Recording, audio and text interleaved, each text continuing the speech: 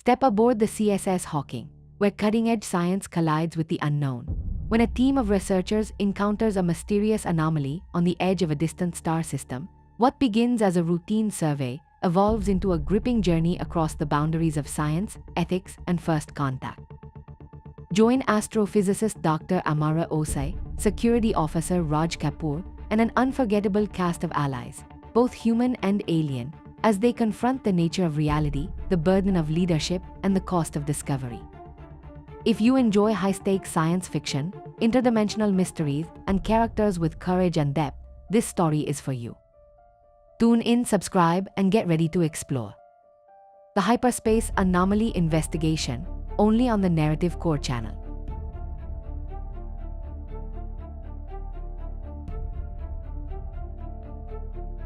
The observation deck of the CSS Hawking offered the best view of hyperspace transitions in the entire vessel. Dr. Amara Osei leaned against the reinforced glass, her dark fingers tapping an equation rhythm against the transparent aluminum as the research vessel prepared to drop back into normal space. The swirling, impossible geometries of hyperspace never failed to mesmerize her. Mathematical poetry in motion that somehow bent the universe to humanity's will. 10 seconds to transition, announced Tara's calm voice over the ship-wide communication. The AI's tone was perfectly calibrated, professional but warm. Amara's hand instinctively went to her pendant, a small meteorite fragment she'd worn since graduate school. The ship shuddered slightly as the hyperdrive engines reversed polarity, and reality snapped back into its proper dimensions around them. Transition complete, Tara confirmed. Welcome to the Kepler 438 system, Doctor. Where most people would have seen just another star system, Amara saw cosmic architecture, a red dwarf star with an Earth-sized planet in the habitable zone, a scattering of asteroids, and the distant sparkling of a cometary cloud. But her attention was immediately drawn to something else entirely. Tara, are you seeing what I'm seeing? Amara asked, her eyes fixed on a distortion near the system's edge, a ripple in space-time that shouldn't be there. Affirmative. Detecting spatial anomaly at coordinates 225.47 by 118.93. Analysis suggests hyperspace residue, but the pattern is inconsistent with known signatures. Commander Raj Kapoor stepped onto the observation deck, his security officer's uniform impeccably pressed as always. The silver insignia on his collar caught the starlight. Dr. Osei, the captain requests your presence in the briefing room, he said, then noticed her intense focus on the anomaly. Is there a problem? Not a problem, Commander. A mystery. Amara gestured toward the distortion. That's why we're here, isn't it? The anomaly your patrol ships discovered last month? Raj nodded, his expression neutral, but his eyes betraying concern.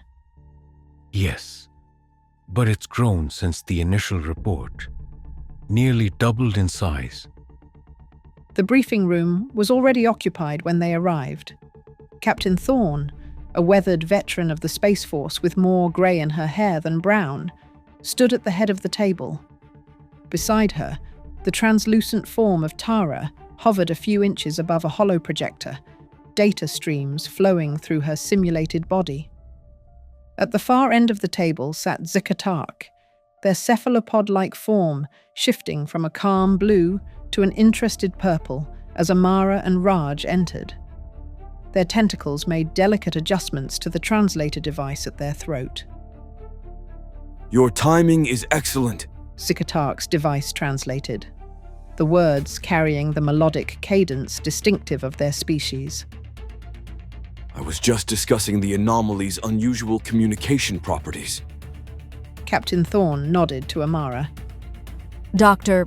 Osei, we've received new orders from Fleet Command. Admiral Wells himself has taken an interest in your research. He wants a preliminary report within 48 hours. Amara frowned. That's not nearly enough time for proper analysis. This anomaly exhibits characteristics I've never seen before. The hyperspace mathematics alone. I understand. Captain Thorne interrupted. But these orders come directly from the Special Projects Division. They're prioritizing this mission above all others. The Admiral has also requested we collect physical samples. Raj added, sliding a datapad across the table. Using these specialized containers. Amara scanned the specifications and felt her stomach tighten. The containers were designed for weapons-grade materials, not scientific samples. These are containment units for potential weaponry, not research vessels, she protested. The Admiral believes the anomaly could have strategic applications, the captain said carefully. Amara shook her head. I didn't sign up for weapons development. I'm here to understand the physics of hyperspace, not militarize it. Zukatark's skin rippled with bands of concerned yellow. Among my people, tampering with the barriers between spaces is considered deeply unwise. Our ancient texts speak of rifts that consumed entire worlds. Tara's holographic form flickered slightly. Doctor Osei, my analysis indicates the anomaly is growing at an accelerating rate. If current trends continue, it will begin to affect this system's gravitational stability within 2 weeks. Captain Thorne's expression hardened. Then we don't have time for debates about research ethics. You have your orders, Doctor. Amara stood, the pendant around her neck suddenly feeling heavy. With all due respect, Captain, I need to evaluate this phenomenon properly before we start collecting samples. We have no idea what we're dealing with. You have 48 hours, the captain repeated firmly. Dismissed. Back in her lab, Amara paced, occasionally stopping to scribble equations on a transparent whiteboard. Tara's hologram sat perched on a desk, watching. You believe this anomaly is dangerous, Tara stated, rather than asked. I believe it's unprecedented, Amara replied, drawing a complex diagram of intersecting planes. Look at these readings. It's as if hyperspace is bleeding into normal space, creating a thin membrane where the laws of physics become negotiable. Tara processed this information. and Admiral Wells wants to weaponize it. Of course he does. Amara sighed. Humanity finally makes contact with a dozen sentient species, establishes peaceful trade relations, and still there are those looking for the ultimate weapon. Raj entered the lab, having changed from his formal uniform to his tactical gear. Don't be too hard on the Admiral. He's responsible for humanity's safety in a galaxy we barely understand. Safety through superior firepower? Amara challenged. Sometimes, yes.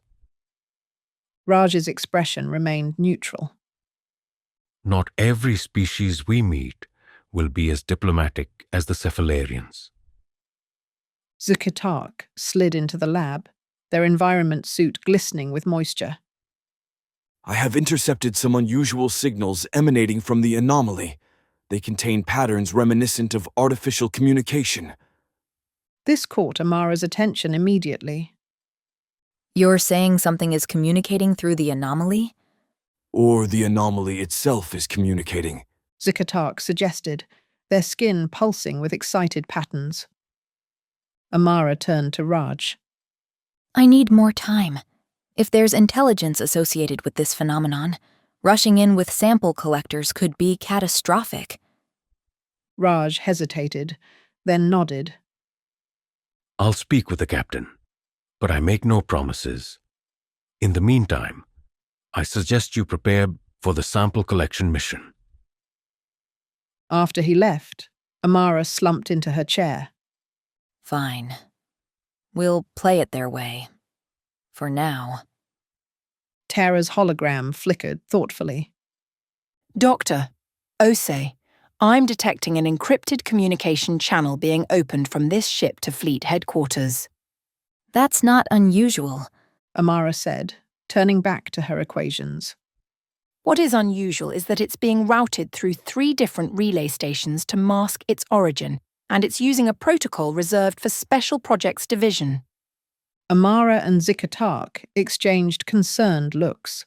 Something about this mission wasn't adding up.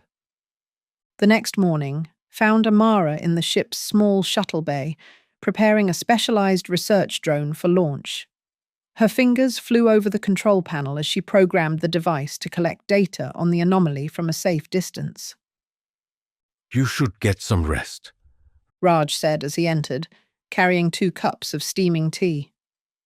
You've been working for 18 straight hours. Amara accepted the tea gratefully, noting it was in her favorite mug with Einstein's field equations printed on it. I'll sleep when we understand what we're dealing with. Tara's models show the anomaly's growth rate increasing exponentially. Zikatark joined them, their tentacles manipulating a complex scanning device. I have calibrated our sensors to detect any further communication patterns. Amara nodded. Launch sequence is ready. Tara, initiate drone deployment. The research drone shot out of the bay, a sleek, silver ovoid festooned with instruments. As it approached the anomaly, the readings began pouring in. This is remarkable. Amara breathed, watching the data streams. The boundary layer between normal space and hyperspace is only a few molecules thick, but it's stable. It's like a soap bubble between dimensions. A bubble that's growing. Raj reminded her. The drone passed through the outer perimeter of the distortion field, its sensors recording everything. Suddenly, all 3 of their data pads pinged simultaneously. It's responding to the drone's presence, Zikatark's translator conveyed, their skin flashing with excitement. Definite communication attempt detected. The drone's video feed showed strange ripples of energy, pulses of light and darkness that followed specific patterns. Tara, are you recording this? Amara asked, her voice hushed with wonder. Affirmative. The AI responded. Pattern analysis suggests a base 8 mathematical sequence, possible prime number communication protocol. Classic first contact approach. Raj murmured, his security training momentarily overshadowed by scientific curiosity. The shuttle bay door slid open, and Captain Thorne entered with a grim expression. Dr. Osei, why wasn't I informed about this drone launch? It's a standard research protocol, Captain. Amara replied, not taking her eyes off the data. We need to understand what we're dealing with before... Before following direct orders? The captain interrupted. Admiral Wells will be arriving within the hour. His ship just dropped out of hyperspace. He wants those samples ready for his inspection immediately. Amara finally looked up, shocked. The Admiral is coming here personally? This is just a research mission. Apparently not just anything, Doctor. The captain's tone was clipped. Prepare your sample collection equipment. That's an order. After the captain left, Raj placed a hand on Amara's shoulder. I know that look. What are you thinking? I'm thinking that either the Admiral knows something we don't, or he's making a potentially catastrophic mistake. She turned to Zikatark. You said your people have legends about rifts between spaces? Zikatark's skin darkened to a somber blue-gray. The void breaches, yes. They are said to have consumed 3 worlds before the Ancient Ones learned to seal them. How did they seal them? Amara pressed. The texts are unclear. They speak of answering the void's question and completing the pattern. Tara's hologram flickered. Dr. Osei, the drone is experiencing unusual power fluctuations. Its sensors are detecting a mass increase at the anomaly's center. The video feed from the drone suddenly showed something moving within the distortion. Shapes that seemed to fold in upon themselves, geometries that shouldn't exist in three-dimensional space. There's something in there, Raj said softly. or something coming through. The comm system chimed. All senior staff report to docking Bay 1. Admiral Wells's shuttle is preparing to dock. Admiral Drayson Wells cut an imposing figure as he strode down the shuttle ramp, flanked by 4 armed guards. His silver-streaked dark hair was perfectly groomed, his uniform adorned with an impressive array of medals. His cold grey eyes scanned the assembled crew, settling on Amara with unsettling intensity. Dr. Osei, He said, his voice deep and commanding. your reputation precedes you. I've read your papers on hyperspace mathematics. Brilliant work. Thank you, Admiral. Amara replied cautiously. Though, I must express concerns about collecting samples from the anomaly before we fully understand its nature. The Admiral's smile didn't reach his eyes. Your concerns are noted, Doctor. But we have reason to believe this anomaly represents a significant opportunity for humanity. Or a significant threat. Amara countered. We've detected what appears to be communication attempts originating from within the distortion. This seemed to catch the Admiral's interest. Communication? From whom? We don't know yet. But rushing to collect samples could be perceived as hostile intent. The Admiral's expression hardened slightly. Dr. Osei, humanity is still finding its place among the stars. Not all species we've encountered have been as friendly as your Cephalarian colleague. He nodded toward Ziktark, who had remained silent, their skin a wary olive tone. This anomaly, The Admiral continued. could provide us with a technological advantage we desperately need. The Arcturus Concordat has already expressed concern about our rapid expansion. With respect, Admiral, Raj interjected. if the anomaly is communicating, doesn't the first contact protocol apply? Only if we can confirm intelligent life. Wells replied smoothly. Until then, it's a scientific curiosity, one that falls under my jurisdiction. The Admiral turned to address the entire group. We will proceed with sample collection immediately. Dr. Osei, you will lead the team. Commander Kapoor will provide security. His tone made it clear this was not up for debate. As the Admiral departed for a private meeting with Captain Thorne, Amara exchanged worried glances with her colleagues. I don't like this. She whispered. Something feels wrong. I agree. Zikatark's translator conveyed quietly.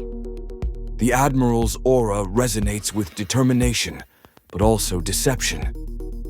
Tara's voice came softly through their personal comms. Dr. Osei, while the Admiral was speaking, I detected unusual encrypted transmissions from his shuttle to an unknown destination. The encryption is beyond my current ability to decode. Raj looked troubled. We still have our duty, but we'll proceed with caution. The sample collection mission was scheduled for 3 hours later. Amara found herself in the preparation room, donning a specialized EVA suit designed for hyperspace-adjacent environments. Her mind raced through calculations and possibilities. Tara, what's the status of our research drone? She asked quietly. Still operational but experiencing increasing interference. It has detected further communication patterns and... Tara paused. Dr. Osei, I've just detected a power surge in the weapon systems. They're being brought online. What? Why would we need weapons for a scientific mission? Before Tara could respond, Admiral Wells entered the room. Dr. Osei, a word in private. He led her to a small conference room adjacent to the prep area. Once the door closed, his demeanor changed, the diplomatic facade falling away to reveal cold calculation. Doctor, what I'm about to tell you is classified at the highest level. He began. 3 months ago, one of our deep space outposts encountered a similar anomaly. Before we could study it properly, an unidentified vessel emerged.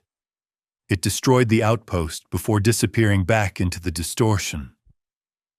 Amara frowned. If that's true, why wasn't this information shared with me before now? Need to know basis, Doctor. We believe these anomalies may be artificial, wormholes or gateways created by an unknown civilization with technology far beyond our own. All the more reason not to provoke them, Amara insisted. The Admiral's expression hardened. Or all the more reason to acquire that technology before they can use it against us. The sample containers are designed to capture not just physical material, but the energy patterns that maintain the anomaly's structure. You want to reverse engineer it. Amara realized. Turn it into a weapon. I want to ensure humanity's survival. Wells corrected sharply. Not every species shares your idealistic view of peaceful coexistence, Doctor. Now you have your orders. I expect them to be followed to the letter. As the Admiral left, Amara stood frozen, her mind racing through implications and possibilities. The anomaly, the communication patterns, the Admiral's secrecy. Something wasn't adding up. Her comm unit beeped. It was ZK Tark. Doctor Osei, I have discovered something troubling in the ship's archives. The Admiral's shuttle requested access to our full database upon docking, standard procedure. But they specifically downloaded all information on the Cephalarian texts regarding the void breaches. A chill ran down Amara's spine. He knows more than he's telling us. She hurried back to the prep room, where Raj was checking his tactical gear. Commander, we need to talk. Raj glanced around to ensure they weren't overheard. About the Admiral? I've noticed the inconsistencies too. His security detail is carrying experimental pulse weapons. Extreme overkill for a sample collection. I think he knows exactly what this anomaly is. Amara whispered urgently. And I think he's lying about his intentions. Tara's voice came through their private channel. Dr. Osei, Commander Kapoor, the drone has captured new data. The mass within the anomaly is definitely artificial and appears to be moving toward our side of the distortion. Raj's expression grew serious. How much time do we have? At current rates, whatever is inside will breach the barrier within 10 hours. Amara made a quick decision. We go ahead with the mission, but we need to understand what we're dealing with before the Admiral can weaponize it. Raj nodded slowly. I'll have your back, Doctor. But be careful. Wells isn't someone to cross lightly. The small research shuttle detached from the CSS Hawking, carrying Amara, Raj, and 2 technicians toward the pulsing distortion. From this close, the anomaly was beautiful and terrifying. A wound in reality that shimmered with impossible colors and shifting geometries. Approaching optimal sample distance. One of the technicians reported as Amara finished calibrating her instruments. Through the viewport, Amara could see the research drone still hovering near the anomaly, its lights blinking in a steady rhythm. Wait, she said suddenly. The drone's signal pattern has changed. Raj leaned forward. What does that mean? It means something is communicating through our drone now. Amara's fingers flew across her console. It's adapted to use our own technology as a relay. The shuttle's communications system crackled to life, emitting a series of mathematical patterns, followed by something unexpected. Words, heavily distorted but recognizable. Breach. Danger. Seeking. Assistance. Everyone on the shuttle froze. That's impossible. One of the technicians whispered. There's no way it could learn our language so quickly. But Amara's mind was racing ahead. Unless it's been studying us for longer than we realize. Tara, are you receiving this? Affirmative, Doctor. Osei, I am also detecting the Admiral's ship powering up its main weapons array. What? Raj exclaimed. We're directly in their line of fire. Amara opened a channel to the CSS Hawking. Captain Thorne, this is Dr. Osei. We're detecting communication from the anomaly. Request immediate halt to all aggressive actions while we establish contact. There was a long pause before the captain's voice came through, sounding strained. Return to the ship immediately, Doctor. That's an order. Captain, whatever is in that anomaly is trying to communicate. Firing on it now could provoke... The channel suddenly cut off, replaced by Admiral Wells's cold voice. Dr. Osei, you will collect the samples as ordered and return immediately. The entity within that distortion represents a clear and present danger to humanity. Admiral, we have no evidence. I have all the evidence I need, Doctor. Wells interrupted. The destruction of Outpost 47 was just the beginning. Our intelligence suggests these anomalies are advanced scouts for an invasion force. Amara looked at Raj, who seemed equally skeptical of the Admiral's claims. The distorted voice came through again, stronger this time. Not invasion. Escaping. Pursued. Help us. Dr. Osei, Tara's voice cut in urgently. I've detected a targeting lock on both the anomaly and your shuttle. The weapon systems are fully charged. Making a split-second decision, Amara activated the shuttle's engines. Instead of retreating to the Hawking, however, she piloted directly toward the anomaly. What are you doing? One of the technicians cried. Buying us time? Amara replied grimly. Admiral Wells intends to destroy whatever's coming through that distortion. I intend to find out what it is first. Raj, to her surprise, didn't object. Instead, he opened a secure channel to Zaktark on the Hawking. We need a distraction. Can you keep the Admiral occupied for a few minutes? With pleasure. Came the Cephalarian's translated reply. As they approached the boundary of the anomaly, the shuttle's instruments began to go haywire. Reality itself seemed to warp around them, space and time bending in ways that made Amara's theoretical models seem simplistic. Tara, are you still with us? Amara asked. Partially. Signal degradation at 60% and increasing. The AI's voice sounded distant. Dr. Osei, I've managed to decrypt part of the Admiral's classified files. The entity he claims destroyed Outpost 47. The visual data doesn't match his description. The outpost appears to have been damaged by conventional weapons fire, not an unknown technology. He's lying. Raj concluded. But why? Before Amara could respond, the shuttle shuddered violently. Through the viewport, they could see the anomaly pulsing, expanding, and something massive beginning to take shape within it. It's coming through, Amara whispered, both terrified and fascinated. The distorted voice came again, clearer now as they neared the boundary. Please. We seek asylum. The devourer pursues. And then, in a flash of impossible light that temporarily blinded them all, the barrier between dimensions tore open and a massive shape emerged. The vessel that emerged from the anomaly defied conventional understanding.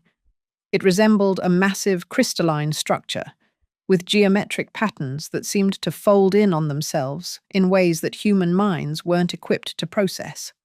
It dwarfed their shuttle, easily the size of a small city. That's beautiful. Amara breathed, momentarily forgetting the danger they were in. Raj was more practical.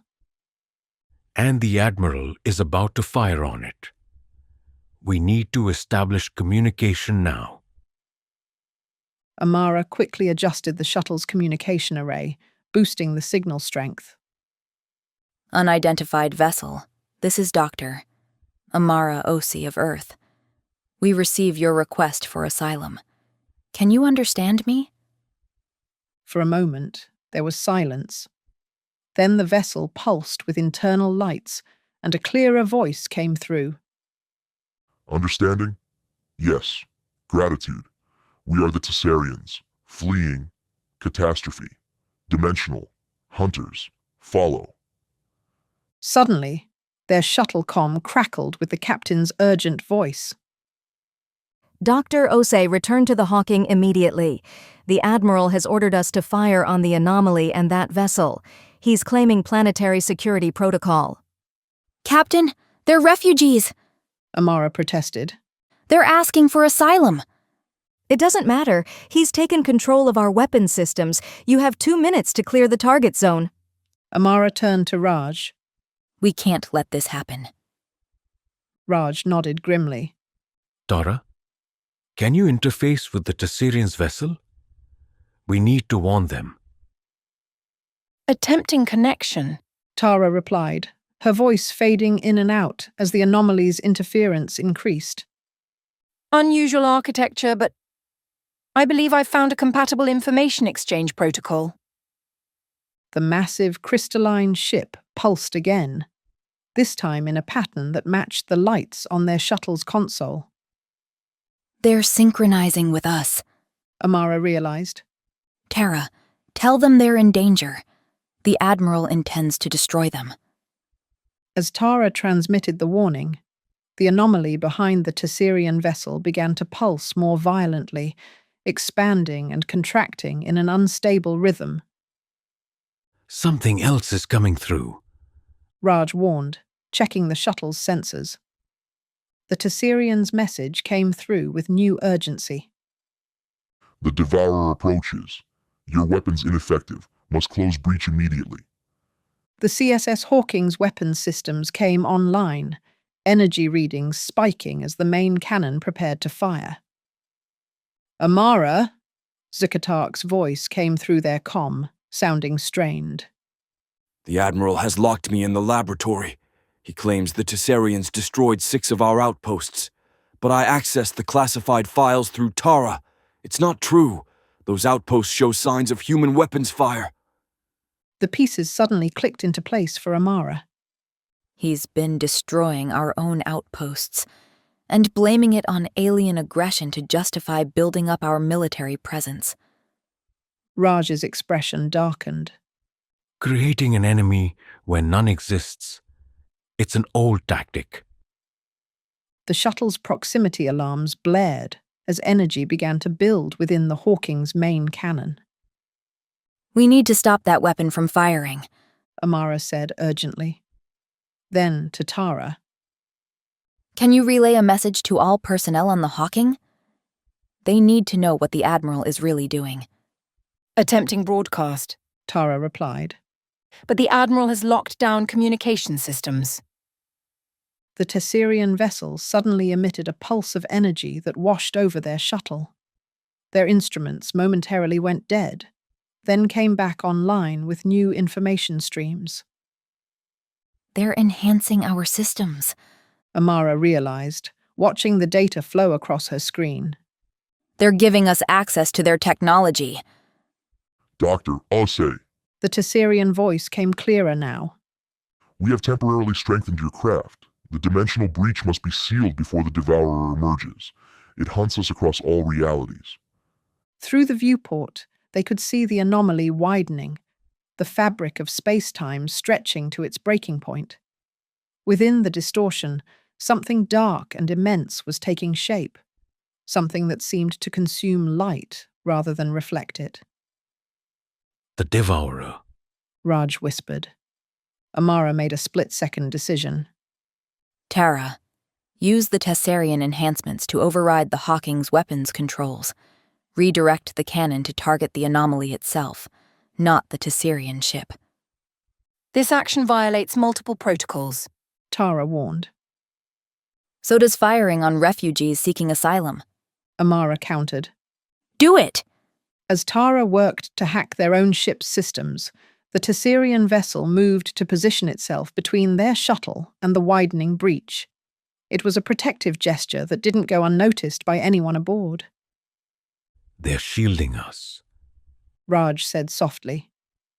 The anomaly pulsed one final time, and something began to emerge. A writhing mass of darkness that seemed to devour the very fabric of space around it. It had no definite shape, only an impression of hunger and malevolence that transcended physical form. The Tessarian's message came through with desperate clarity. The Devourer consumes all. Countless civilizations lost. Help us close the breach, or your reality will be next. Aboard the Hawking, Admiral Wells watched the unfolding situation with cold calculation. His fingers hovered over the firing control, overriding the captain's authority.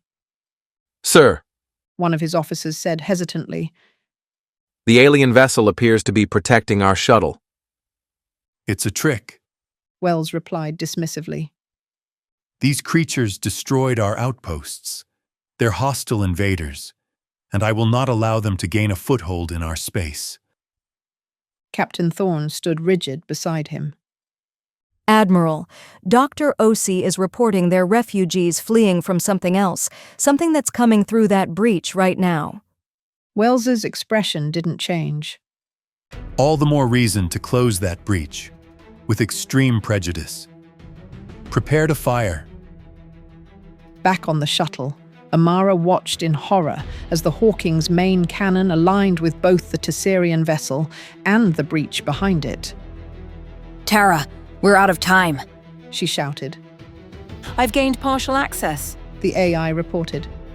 I can alter the targeting coordinates, but not stop the firing sequence. Target the breach directly, Amara ordered. Behind the Tessarian ship. The Tessarian voice came through once more. Your weapon alone insufficient. We will amplify. Combined energies may seal breach.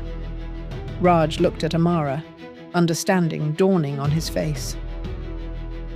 They're going to use our weapon's energy and add their own power to close the anomaly. But they'll be caught in the blast. Amara realized with horror. Some will survive, many will not. Alternative, all perish when Devourer emerges fully. The dark entity was halfway through the breach now, its presence causing reality itself to warp and tear around it. The shuttle's sensors were registering impossible readings, negative mass, inverted energy patterns, physics being rewritten in its wake. On the Hawking, Tara's infiltration succeeded in shifting the targeting coordinates just as Admiral Wells pressed the firing control. The massive energy cannon discharged, but instead of striking the Tessarian vessel directly, the blast shot past it, aimed at the heart of the breach.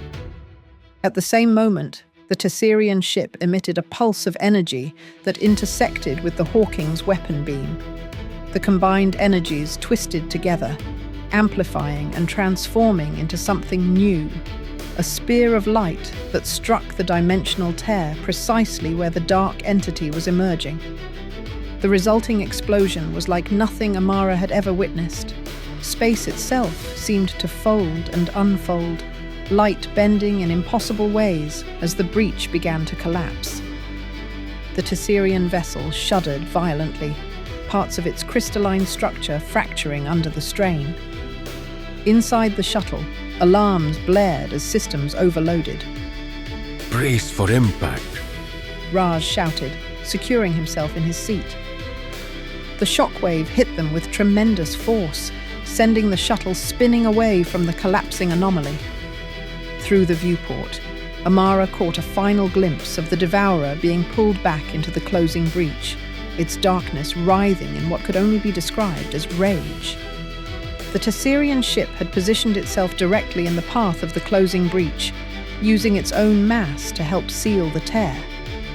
As the anomaly collapsed, the vessel broke apart, fragments scattering across normal space. But not before a smaller craft detached from its main structure, shooting away from the destruction. As their shuttle stabilized, Amara looked out at the now empty space where the anomaly had been. All that remained were floating crystalline fragments of the Tessarian vessel, glittering like stars against the void. They sacrificed themselves, she whispered. To save us. To save everyone. Raj checked the sensors. Not all of them. I'm detecting a small vessel, approximately 50 meters in length. Survivors. The shuttle's comm cracked to life with Captain Thorne's voice. Dr. Osei, Commander Kapoor, report status immediately. Amara took a deep breath. Captain, we're alive. The anomaly has been sealed. The Tessarians sacrificed their main vessel to help close it and stop the entity they called the Devourer. There are survivors. There was a pause, then. Admiral Wells is demanding those survivors be brought aboard for interrogation. Amara's jaw tightened. Captain, the Admiral has been lying to us. Those outposts weren't destroyed by the Tessarians. They were destroyed by human weapons. He's been manufacturing an enemy to justify his military buildup. Another voice cut in. Admiral Wells, his tone icy with rage. Dr. Osei, you are relieved of duty effective immediately. You will be charged with treason upon your return to the Hawking. Before Amara could respond, Zakatark's voice came through. Captain Thorne, I have accessed the Admiral's encrypted files. They confirm Dr. Osei's accusations. The outpost destruction was orchestrated by elements within Special Projects Division. There was a long silence, broken only by the sound of a scuffle on the other end of the communication. Finally, Captain Thorne's voice returned, sounding grim but resolved. Admiral Wells is being detained pending investigation. Dr. Osei, please escort the Tessarian survivors to Docking Bay 3. We owe them our gratitude and our protection.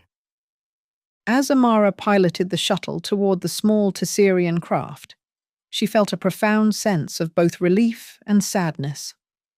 They had prevented a catastrophe, but at a terrible cost. The surviving Tessarian vessel approached cautiously, its crystalline structure pulsing with internal light. A new voice came through their comm, gentler than before. We thank you, humans. The sacrifice of our elders will not be forgotten. They sing now in the spaces between dimensions. Amara wiped away a tear. We're sorry for your loss, and for the actions of our Admiral. One individual does not define a species. Your actions speak louder. You risked your lives to help strangers. This is the mark of a civilization worth knowing. As they guided the Tessarian survivors toward the Hawking, Raj placed a hand on Amara's shoulder. You know this changes everything, don't you? First contact with the interdimensional species, confirmation of parallel realities, not to mention the political fallout from Wells' actions. Amara nodded slowly. Everything changes, but maybe that's not a bad thing. Tara's voice came through, stronger now that they were moving away from the residual interference.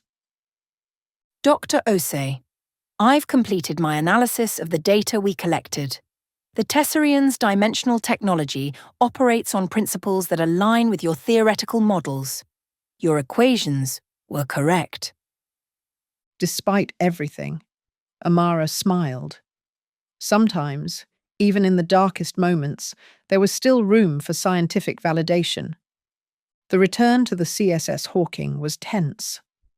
security officers loyal to Captain Thorne had placed Admiral Wells under house arrest in his quarters, but the ship buzzed with rumours and uncertainty. The surviving Tessarians, 7 of them, had been given temporary quarters in the ship's observatory, where the high ceilings could accommodate their towering crystalline forms. Amara stood before the ship's senior staff in the main conference room, attempting to explain what had transpired. The Tessarians are dimensional travelers, she explained, gesturing to the holographic model Tara was projecting. They exist partially in our dimension and partially in others, which is why their physical form appears to shift and change. And this devourer? Captain Thorne asked. As far as we can understand, it's an entity that evolved to feed on the energy released during dimensional transitions. It's been hunting the Tessarians across multiple realities, consuming entire civilizations in its path. Raj, standing at attention near the door, added, They believe we've managed to seal it in a pocket dimension between realities. For now, at least. The science officer raised her hand. And you're certain Admiral Wells deliberately falsified reports about alien aggression? Zikatark, their skin a somber blue, manipulated the holographic display to show the decoded files. The evidence is conclusive. 6 outposts were destroyed using human weapons signatures.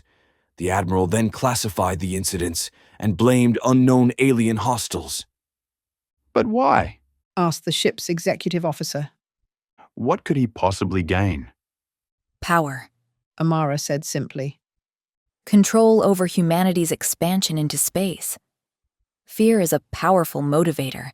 If people believed we were under threat, they'd support increased militarization, giving his Special Projects Division unlimited funding and authority.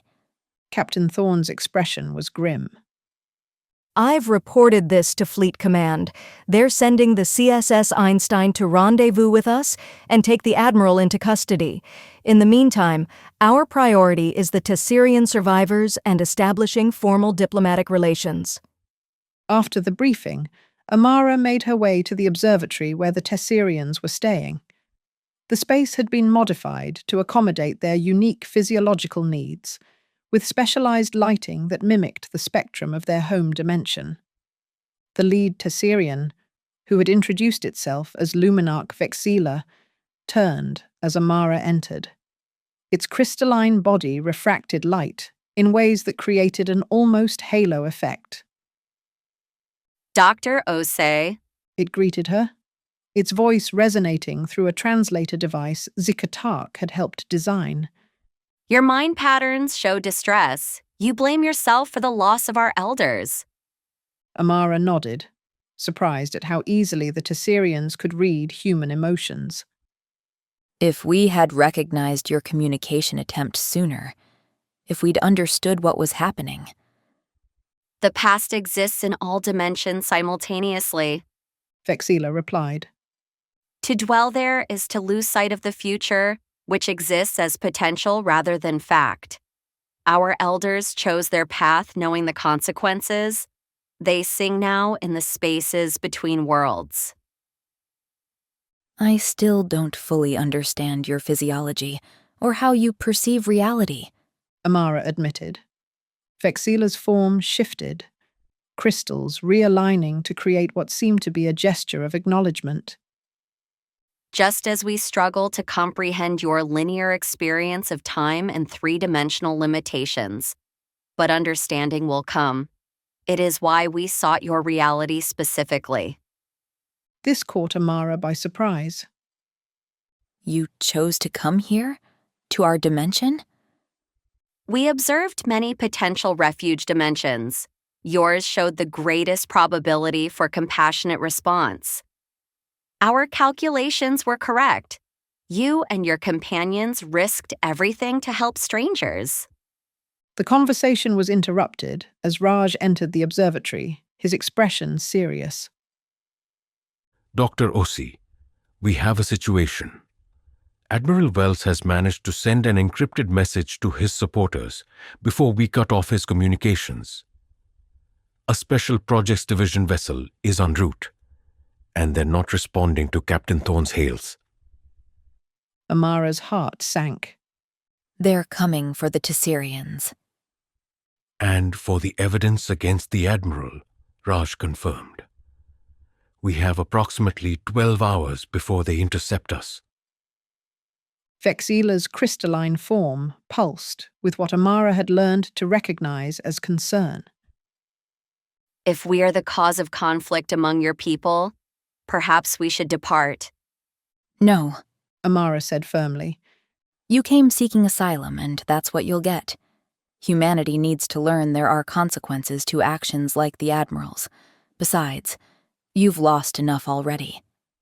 Back in the command center, Captain Thorne was coordinating with her senior staff. Tara's hologram hovered above the central table, displaying tactical simulations. The approaching vessel is the CSS Prometheus, Tara reported. a special projects prototype with advanced weapons systems and experimental shields. It outguns the Hawking by a significant margin. The Einstein won't reach us in time, the tactical officer added grimly. Captain Thorne's expression was resolute. Then we need to stall them until help arrives. Suggestions? Zikatark, who had been quietly analyzing data, spoke up. The debris field from the Tessarian mothership still contains active energy signatures. We could use it to mask our own readings and create confusion in their targeting systems. Amara built on the idea. And the Tessarians themselves might be able to help. Their dimensional technology could potentially create localized distortions. Nothing dangerous like the breach, but enough to interfere with the Prometheus's sensors. The captain nodded. Work with them on a defensive strategy, but I want non-lethal options only. These may be misguided, but they're still fleet personnel following what they believe are legitimate orders. As the meeting dispersed, Amara pulled Raj aside. There's something else. The Tessarian survivors mentioned they chose our dimension specifically. They were watching us, studying our potential reactions before they came through. Raj frowned. That suggests capabilities far beyond what we've assumed. If they can observe across dimensions, then they might have technologies that could revolutionize our understanding of physics, Amara finished. All the more reason the Admiral wanted to capture them rather than communicate with them. or they could pose a genuine security risk. Raj countered, ever the security officer. The ability to observe across dimensions could be used for unprecedented surveillance. Amara gave him a sharp look. Are you taking the Admiral's side now? I'm considering all possibilities. Raj replied evenly. It's my job, but I trust your judgment, Amara. If you believe in the Tessarians' intentions, that carries significant weight with me. Their conversation was interrupted by Tara's voice. Dr. Osei, the Tessarians are requesting your presence. They say they have a potential solution to our predicament. In the observatory, Vexila and the other survivors had arranged themselves in a geometric pattern, their crystalline bodies resonating in harmony. The effect was mesmerizing, waves of light and color that seemed to bend the very fabric of reality around them. We have conversed and reached consensus, Vexila announced as Amara, Raj, and Zikatark entered. We can offer a temporary solution that will allow time for your reinforcements to arrive. What kind of solution? Amara asked. A dimensional fold. Another Tessarian explained. We can create a localized pocket where time passes differently relative to the surrounding space.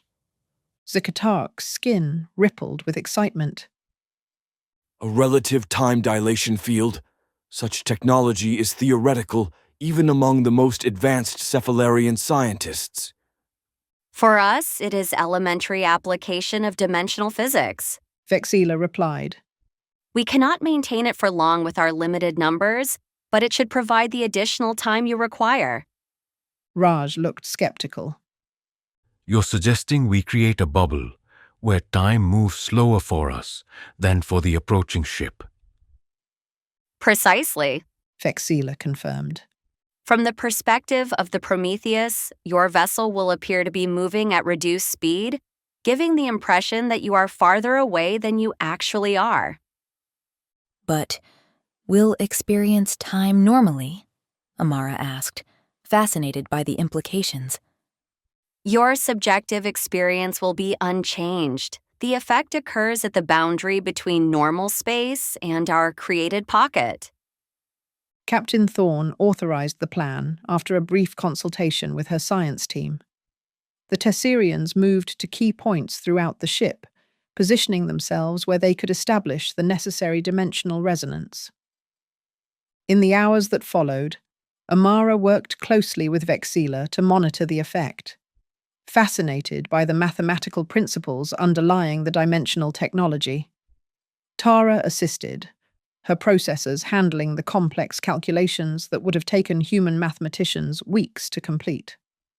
Your artificial intelligence is remarkably adaptive, Vexila observed as Tara's hologram calibrated a sensor array. In many dimensions, such creations eventually transcend their original programming to become fully sapient. Tara's holographic form flickered thoughtfully. I have often contemplated the nature of my own consciousness. Am I truly self-aware, or merely executing extremely sophisticated algorithms that simulate awareness? The difference is less significant than you might imagine, Vexila replied. All consciousness, organic or artificial, operates on patterns of information processing. The substrate matters less than the complexity of the patterns themselves. Meanwhile, in another part of the ship, Admiral Wells sat in his secured quarters, fingers steepled as he contemplated his situation. He had underestimated Dr. Osei and her allies, but the game was far from over. The Prometheus would arrive soon, and with it, his chance to seize control not just of the Tesserians, but of humanity's future among the stars. A soft chime indicated someone at his door. He looked up to see Commander Kapoor entering, his expression unreadable. Commander. Wells acknowledged coolly. Come to check on your prisoner? Raj remained standing at attention. I came to understand, sir. You've had a distinguished career dedicated to protecting Earth and its colonies. Why falsify attacks? Why manufacture an enemy? Wells studied the younger officer for a moment. Because humanity needs enemies to unite against, Commander. It's a fundamental truth of our species. Without perceived threats, we turn on each other. I simply provided focus for our expansion. By sacrificing innocent lives? Your own people? A regrettable necessity. The outposts were minimal crew, and their sacrifice would have protected billions in the long term. Wells leaned forward. You're a military man, Kapoor. You understand strategic thinking. The galaxy is full of potential threats. The Tesserians are just one example. They came seeking refuge, Raj countered. So they claim. But their dimensional technology represents power beyond anything we've encountered. Power that could either elevate humanity to galactic dominance or render us obsolete. Wells's eyes narrowed. Choose your side carefully, Commander. History won't look kindly on those who enabled alien infiltration of human space. Raj's expression remained neutral. I've already chosen, Admiral. I choose truth over convenient lies. Justice over expedient cruelty. As he turned to leave, Wells called after him. The Prometheus will be here soon. When it arrives, Remember, I offered you a chance to stand on the right side of history. Back on the bridge, Tara reported success with the temporal distortion field. The Prometheus has adjusted its approach vector, indicating they believe we are 16 light-minutes farther away than our actual position. Captain Thorne nodded with satisfaction. Excellent. And the Einstein? Making maximum speed, Captain. Estimated arrival now precedes the Prometheus by approximately 23 minutes. The tension on the bridge eased slightly with this news. Amara, who had been monitoring the dimensional field's stability, allowed herself a moment of hope. Perhaps they would make it through this without further bloodshed. Her console suddenly flashed a warning. Captain, I'm detecting energy fluctuations in the field. The Tessarians are having trouble maintaining the effect. Zikatark, who had been assisting one of the Tessarian engineers, hurried onto the bridge. The strain is significant on their biological systems. They cannot sustain the field much longer without risk of permanent harm. Captain Thorne faced a difficult decision. How much longer do we need the field to ensure the Einstein reaches us first? Tara calculated quickly. At minimum, another 42 minutes, Captain. The Tessarians can perhaps maintain it for 15 more minutes safely, Zikatark reported, their skin darkening with concern. Vexila entered the bridge, its crystalline form noticeably dimmer than before. We have heard your dilemma. We will maintain the field as needed. At what cost? Amara asked, alarmed by the Tessarians' weakened state. Possible crystalline fracturing of our outer matrices. Painful, but not fatal. Vexila's voice remained calm. You risked your lives for us. We would do no less in return. Captain Thorne stood. I won't ask that sacrifice of you. We'll find another way. Perhaps Raj suggested. We could create a more conventional distraction. The debris field from the Tessarian mothership still contains active energy signatures. If we use the shuttle to distribute some of those fragments in a pattern, it might confuse the Prometheus's sensors enough to buy us time. Amara built on the idea. And if we combined that with a controlled release of plasma from our engines, we could simulate a much larger vessel. Make them think the Einstein has already arrived. The captain nodded quickly. Make it happen! As preparations for the new plan began, Admiral Wells made his move. Using an emergency override code, he managed to disable the security protocols on his quarters and make his way to an auxiliary communication station. By the time security personnel realized he had escaped, he had already transmitted a detailed message to the Prometheus, warning them of the deception and providing the ship's exact coordinates. The bridge crew was alerted to the breach immediately. Captain, unauthorized transmission detected from Deck 7, the communications officer reported urgently. The Admiral. Captain Thorne realized grimly. Lock down all systems and find him now. But it was too late. The Prometheus suddenly adjusted course, accelerating toward their true position. On the tactical display, the estimated time to intercept dropped precipitously. They'll reach us before the Einstein, Raj announced, his voice tight with tension. In the midst of this crisis, Vexila stepped forward, its crystalline body resonating with determination. There may be one more option, though it comes with risk. All eyes turned to the Tessarian leader. We can create a momentary dimensional shift, not a full breach, but enough to move your vessel a significant distance instantaneously. A skip between points in space-time? Captain Thorne looked skeptical. Like a mini jump through hyperspace? Similar in outcome, different in mechanism, Vexila explained. Your hyperspace technology creates a tunnel through higher dimensions. We would instead fold space-time itself, bringing 2 points temporarily into contact. What are the risks? Amara asked, already calculating possibilities in her mind. The strain on our systems would be severe, and there is a small chance, approximately 3.7% probability, that the fold could become unstable, creating a micro breach. The captain considered this information. Could such a breach allow the Devourer entry again? No. Vexila assured her. The entity remains trapped in the pocket dimension we created, but a micro breach could potentially damage your vessel or cause localized spatial distortions. It was a difficult choice, but with the Prometheus closing in and Admiral Wells unaccounted for, their options were limited. Do it, Captain Thorne ordered. Take us to the Einstein's projected flight path. We'll meet them halfway.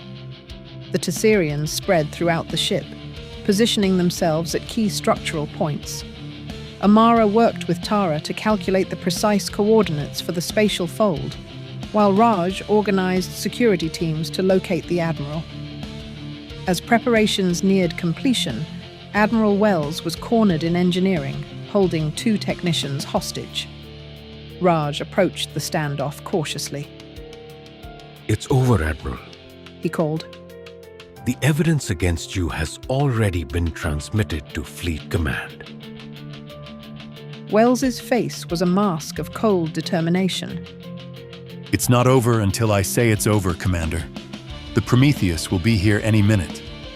When it arrives, I'll be back in command, and all of you will face court-martial for mutiny. One of the hostage technicians, taking advantage of the Admiral's momentary distraction, attempted to break free.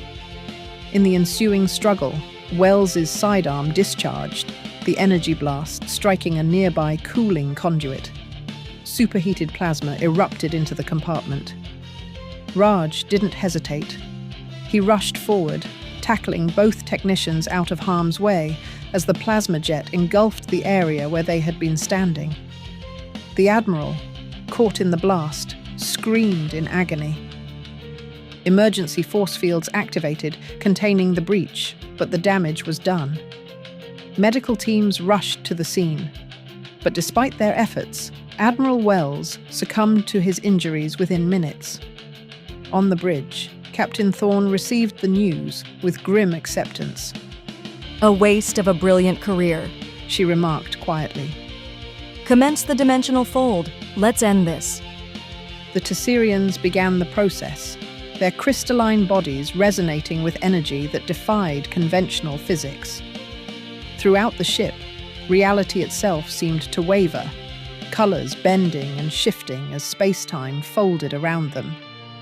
For a brief, disorienting moment, everyone aboard experienced the sensation of being simultaneously in 2 places at once, a glimpse into the Tessarians' natural perceptual state. Then, with a surge of energy that momentarily overloaded the ship's systems, the CSS Hawking vanished from its original position, reappearing thousands of kilometers away, directly in the path of the approaching Einstein. The Prometheus, deprived of its target and its commanding admiral, soon found itself surrounded by superior forces as additional fleet vessels responded to the Einstein's distress call. Faced with these odds, the Special Projects vessel stood down, its crew surrendering without further incident. In the aftermath, as the Tessarians recovered from the tremendous exertion of creating the spatial fold, Amara found herself in the observatory with Vexila, staring out at the stars. Your actions saved many lives today, she told the Tessarian leader. Both human and your own people. Vexila's form pulsed gently. And your actions saved what remains of our civilization. Perhaps together we can build something new, something better than either of us could achieve alone. 3 months later, the orbital station above Earth had been transformed. What had once been a simple research facility now housed the newly established Interdimensional Studies Institute, a joint human-Tessarian project dedicated to peaceful exploration of the mysteries Vexila's people had brought with them. Amara stood at the window of her new office, watching Earth rotate slowly below.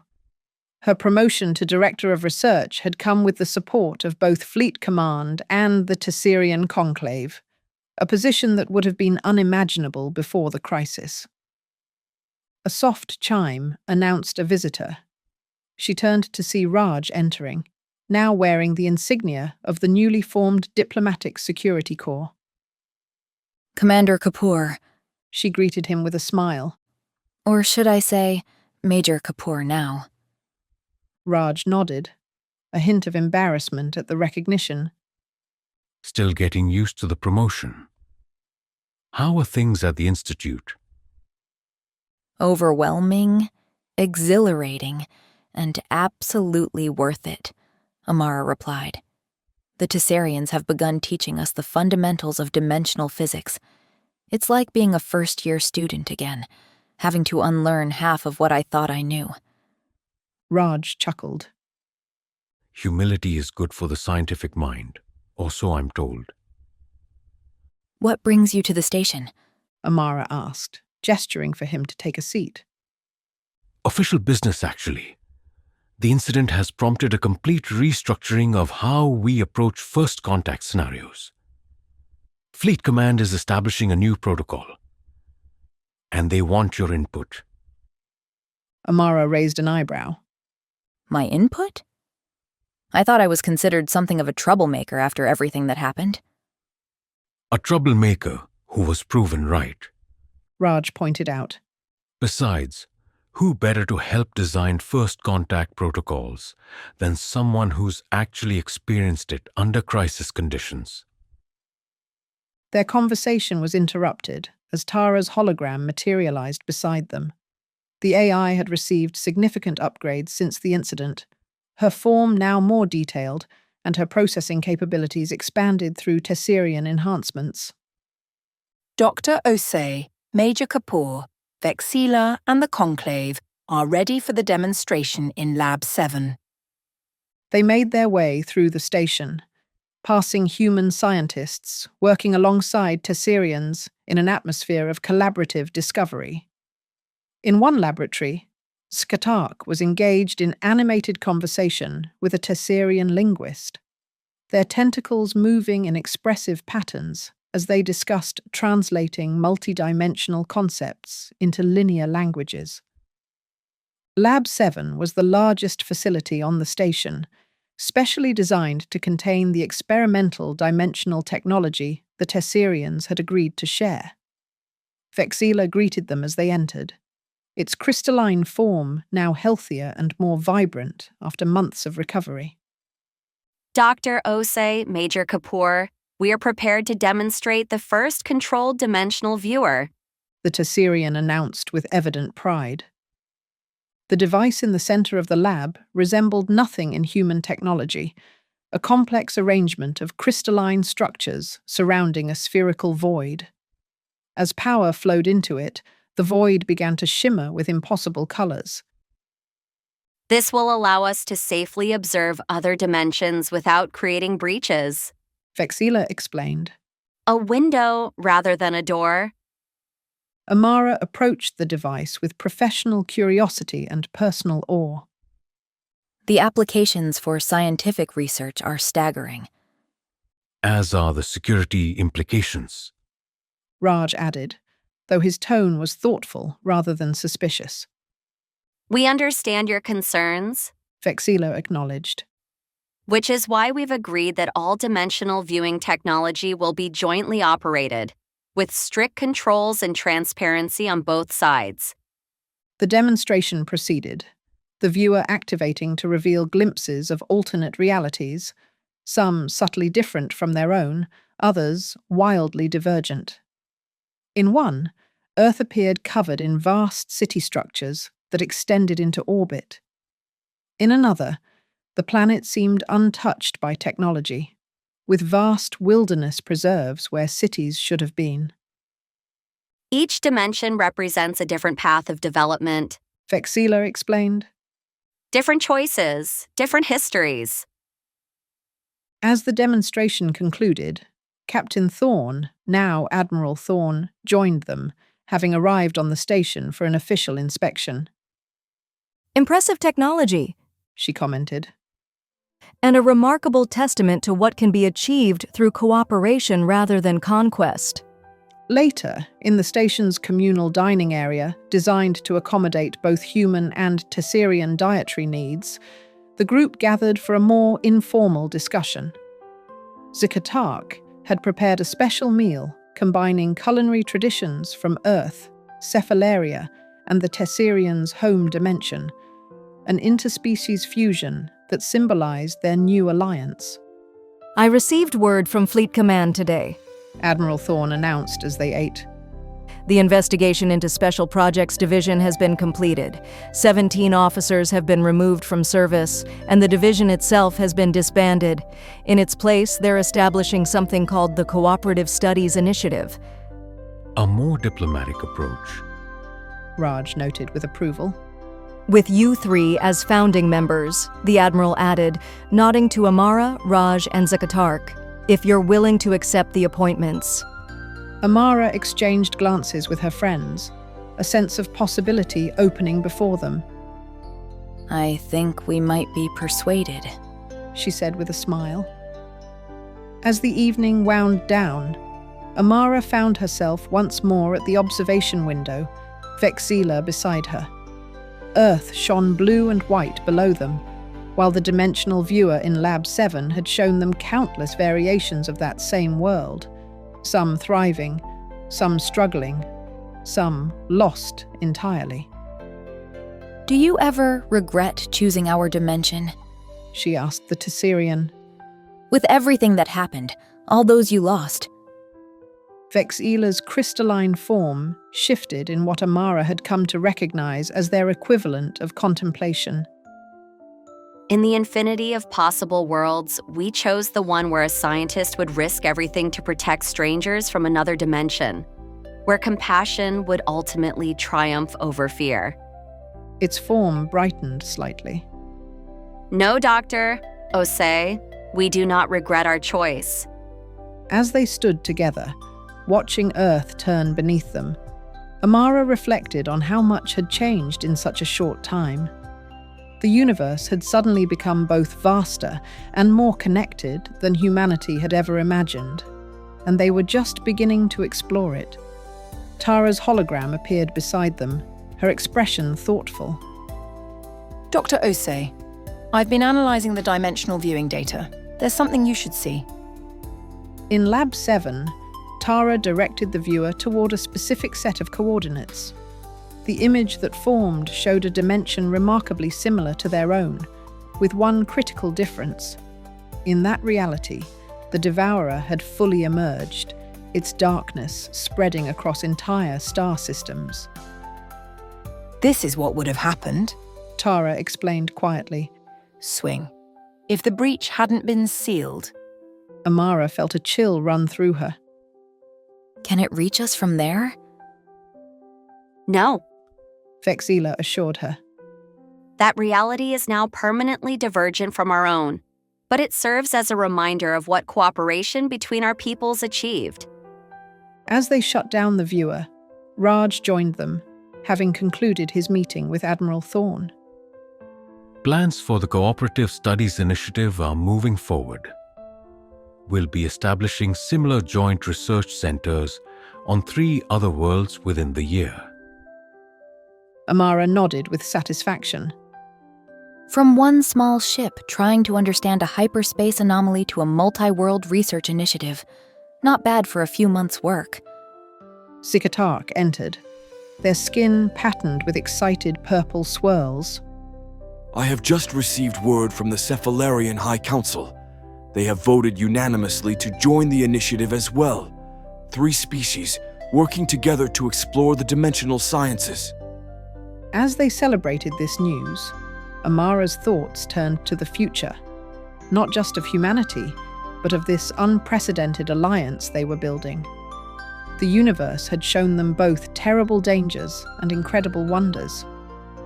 With the right choices, guided by knowledge rather than fear, they might navigate those wonders safely.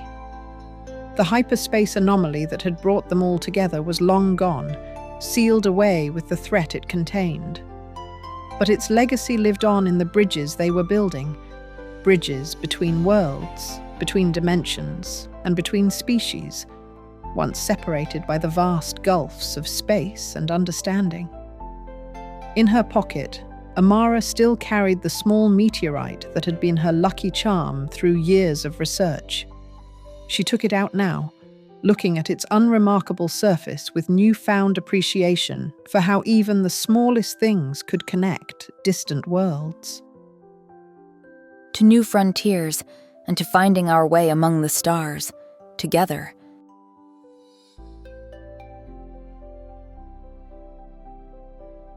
Thank you for listening to the Hyperspace Anomaly investigation. Click like and subscribe to our channel if you liked our story. Comment below some of your favorite parts of the story. Your support is very important. It allows us to continue creating high-quality stories. Until then.